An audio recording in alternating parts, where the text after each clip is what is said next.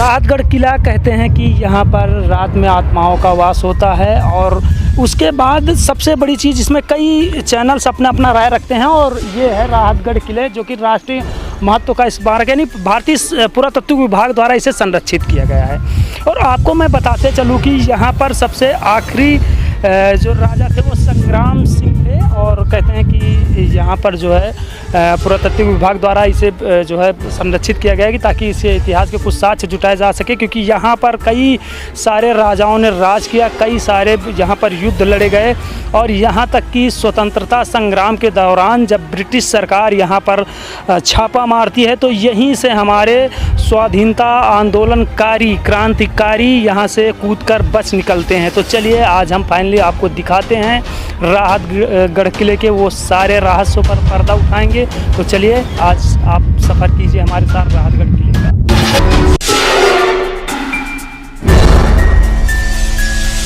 आखिरकार राहतगढ़ किले को भूतों का किला या फिर सायों का किला क्यों कहा जाता है? इसकी वजह यह है कि जब भी कोई रिपोर्टर या फिर कोई भी व्यक्ति यहाँ पर रिपोर्टिंग करने के लिए आता है तो उस दौरान जैसे उसका कैमरा ऑन होता है ऊपर बदली छाने लगती है।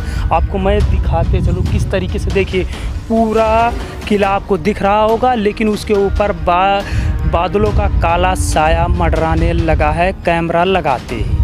तो अब आप सोच सकते हैं इसे क्यों कहा जाता है सायों का महल, भूतों का महल।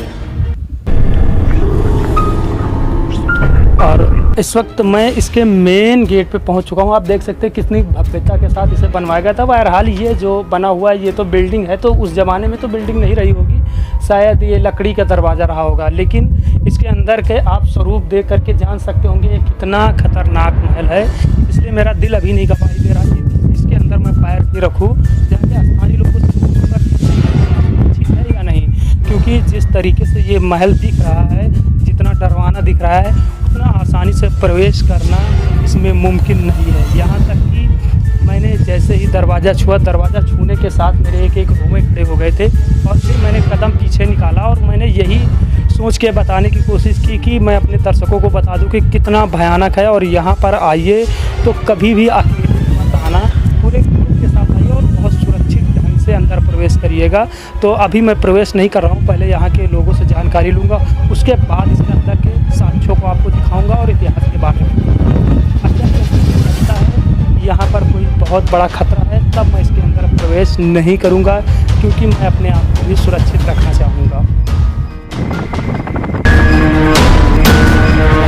हनुमान जी का मंदिर है जो ये लोग अभी पूजा करके आए, तो वही अभी प्रसाद भी दे रहे हैं। वैसे ये बहुत अच्छी चीज़ है कि कम से कम ईश्वर के स्वरूप में कुछ मुझे मिला।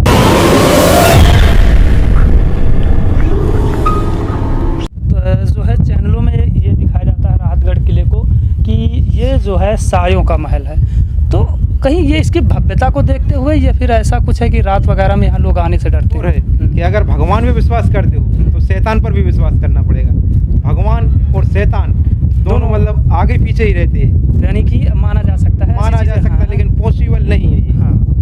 क्योंकि जहाँ पर कलयुग में तो सिर्फ दो ही चीज़ें हैं, एक हनुमान जी महाराज और एक माँ। फाइनली जिस तरीके से मौसम को देखते हुए हम लोग जल्दी करना चाहेंगे कि जल्दी से यहाँ से शूट हो और हम लोग निकले। तो बहरहाल पता किया है उतना सुरक्षित तो नहीं है, फिर भी उन्होंने बताया कि थोड़ा सा अपने आप को मैनेज करके आप शूट कर सकते हो।